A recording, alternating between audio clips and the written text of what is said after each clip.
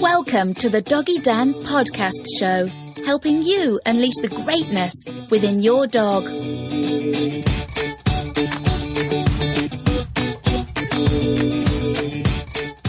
Hi and welcome, I'm Doggy Dan from the Online Dog Trainer. Thanks for joining me on this audio training session, which is all about toilet training. It's an interesting topic, all that pee and poo, but it's reality, it's real life. It happens and it's got to be dealt with.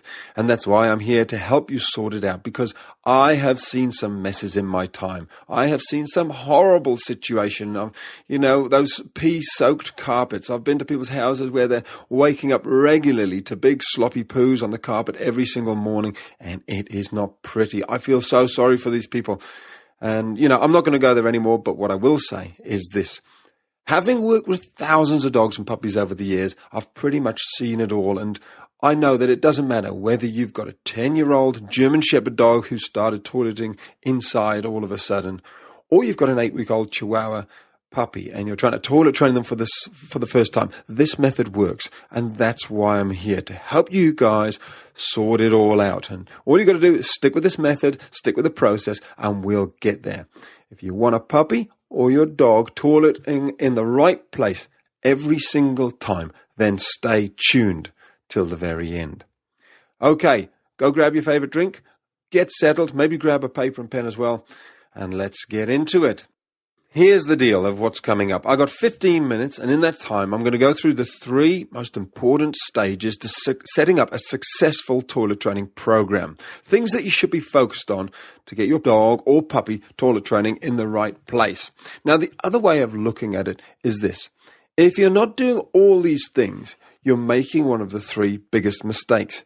You're making one of the 3 most common mistakes, the 3 biggest mistakes that effectively sets your dog or puppy up to fail.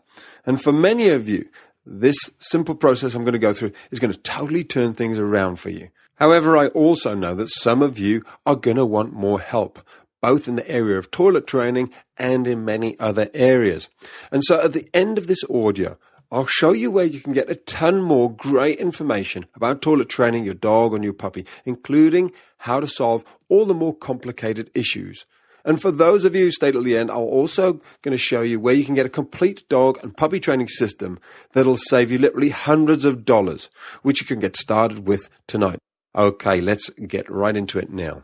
The first stage that we need to look at is timing. Everything to do with getting your dog or your puppy in the right place, probably on the grass or at least outside when they need to go. That's your responsibility. You have to figure out when you think your dog or your puppy is going to need to go. The biggest mistake is probably that people rely on dogs who are not toilet trained to figure it out for themselves. And, there is no point in blaming your dog. Let's be honest. How many people listening to this have been in this situation? You're sitting there watching your favorite movie at the end of a long day. You've got your drink, your beer, your wine, your tea, your coffee, your drink of water or orange juice. You're sipping away and you think, oh gosh, you look at your dog and you think, I wonder if they need the loo. They probably do soon. But you're at a good part in the movie and you're very warm and it's cold outside and you really can't be bothered to get up and go outside and stand around waiting for them to go to toilets. So you hang on a little bit, and the next thing you notice is, or you may even hear it, even worse, you hear the tinkle, tinkle, tinkle sound, or you see your dog cocking their leg, and they're circling around, they're squatting down, they're going for a pee or a poo. It's so frustrating. We've all been there. But you got no one to blame but yourself. As my wife keeps saying, it's not really about blame. I'll put that bit in there. But, the thing is, you can only really control and change what you're doing, and that's where, making sure you know when they're going to go, or you're guessing correctly, or making an educated, good guess of when they need to go and getting them outside is one of the most important things.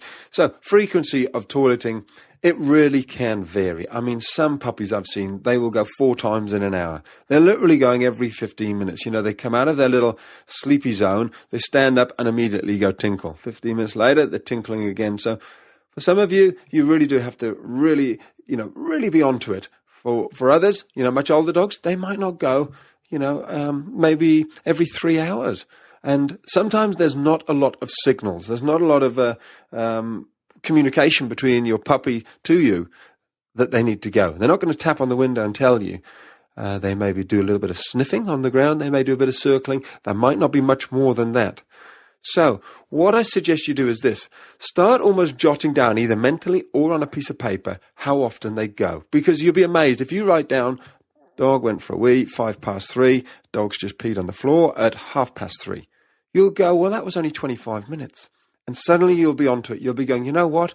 He goes far more often, far more regularly than I first realized. And that's where you want to consider setting a little alarm. It's simple, it's blindingly obvious, but it works. You set your iPhone, you set an alarm, you set your phone to ring every 20 minutes when your dog is up. And believe you me, the number of times that has helped people get over this issue is quite unbelievable, because you hear your phone ringing, suddenly jolts you into action. There's absolutely no doubt in your mind how long it's been since your puppy last went for a toilet, and you start generating this routine. It breaks the old habits up, and that's what so much of this toilet training is about. It's about breaking the old habit and getting established into this new habit and getting them toileting in the right place.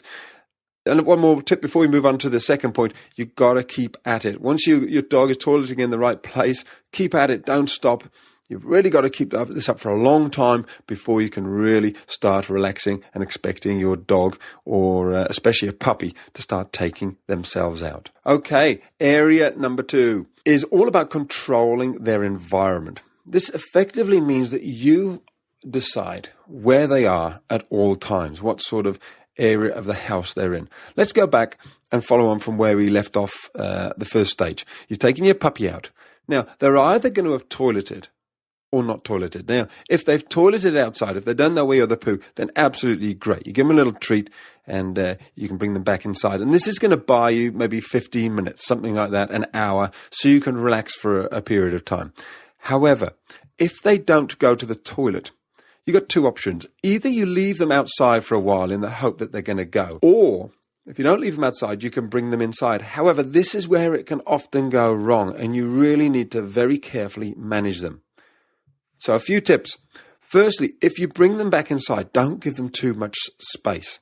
If you give your dog, for example, the whole of the downstairs area, your puppy's going to head off into another room, and to them, it's like a completely different world, a million miles away from the area that they live in. So they'll think nothing of toileting, peeing and pooing in this area. And, if they do it behind a couch or under a bed or something, it could be a long time before you even find it. You won't know they've done it.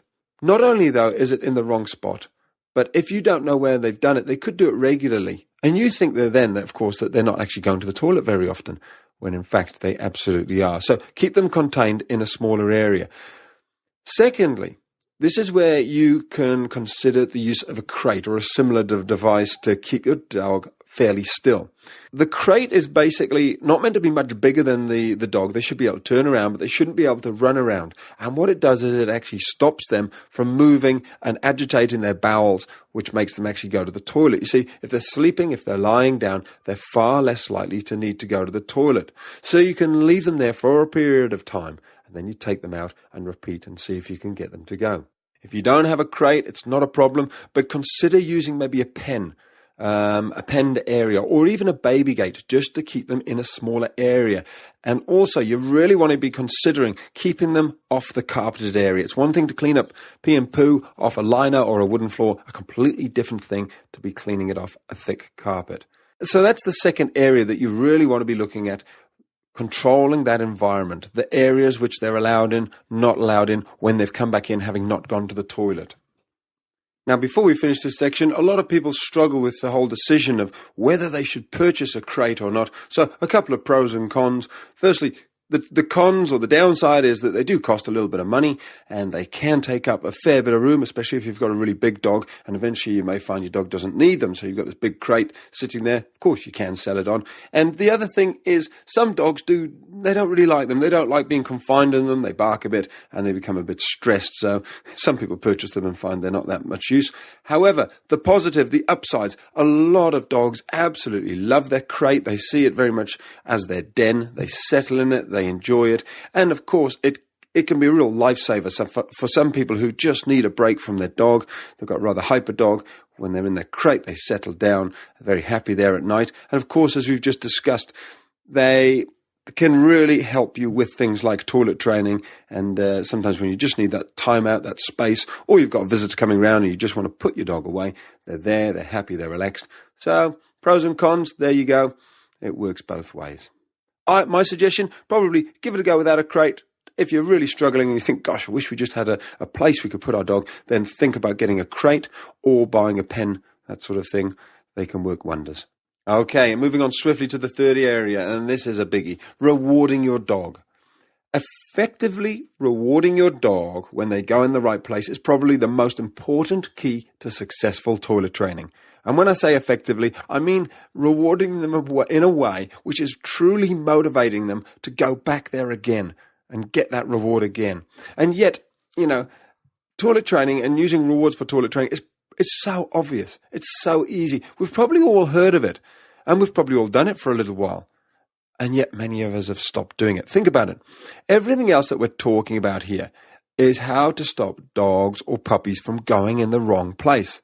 And yet no stage yet have we commented or communicated to our dog or puppy, yes, that is the bullseye. That's where I want you to go. And, that positive showing them where to go is actually far more powerful than saying, no, don't go here. I don't want you to go there. Trying to keep them in a penned area. We've got to do all that stuff. But this is the bit which actually says, look, this is the spot I want you to go. Now, there is a catch when it comes to food. And this is where a lot of people fall down.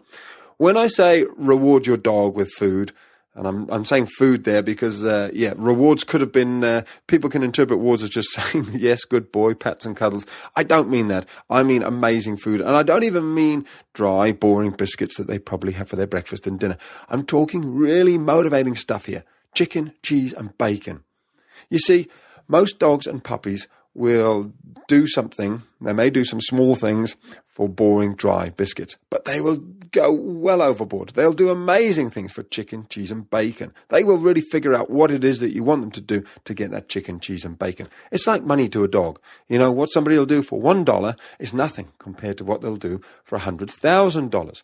So have those little treats ready. Maybe have them in a little jam jar or something lying around outside so that you can feed them, your puppy or your dog, within 2 seconds when they go toilet. Think of it like this. Your puppy or your dog, when they go to the toilet and then they get this absolutely amazing treat, it's not going to take them long before they start going, you know what? When I toilet on the grass, they give me a piece of chicken.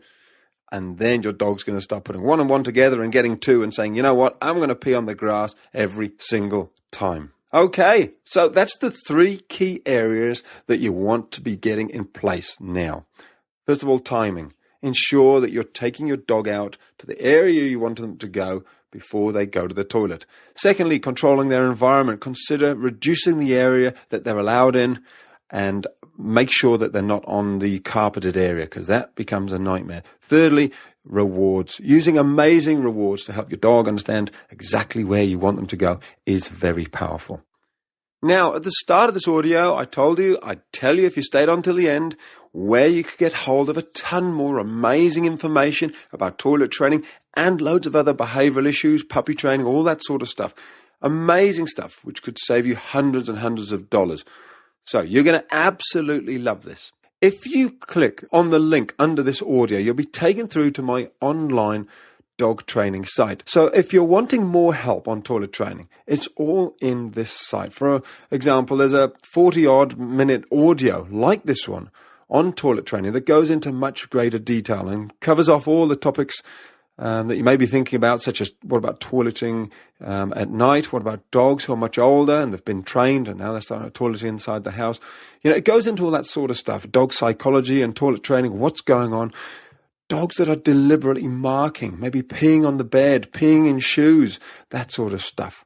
And how to break bad habits. It's all in there. When you visit this site, I guarantee you're going to be blown away with the content because not only does the site cover off toilet training, it also covers off every other behavioral problem in puppies and dogs that you may be experiencing. Puppy issues such as mouthing, jumping, biting, and dog issues, everything from pulling on the leash, separation anxiety, jumping up, aggression, not coming when called. It's all in there. Now, if you're getting pretty excited and thinking this sounds great, well, you should be because it is great. It's a fantastic site and you're going to absolutely love it. However, if you're thinking things can't get any better, well, you're wrong, because it does get better. If you click on the link just underneath the audio, you'll be taken through to the site and you'll see it's only $1. That's right, I've made it only $1 for you to access the entire site for 3 days. And you may be thinking, well, why have I done that? Well, it's simply this. I want you to be absolutely certain, absolutely, totally over the moon before you decide to stay on. And the great thing is you can actually start working on this, putting all this in place today and implementing it. So get started with your training now. Don't leave it any longer, because these issues don't self-correct. And the great thing is, no matter what problem you're experiencing, we can work through it together. Okay, that just about wraps it up for today. Check out the link now below the audio. It'll take you through to the video website where you'll discover what thousands of people have already discovered, that you too can have an amazing relationship with your dog or puppy when you're shown how. This stuff really can change yours and your dog's life. Thanks for listening. Have a great day. I'm Doggy Dan, and as always, love your dog. You've been listening to another episode of the Doggy Dan podcast show, bringing you one step closer to creating harmony with your dog.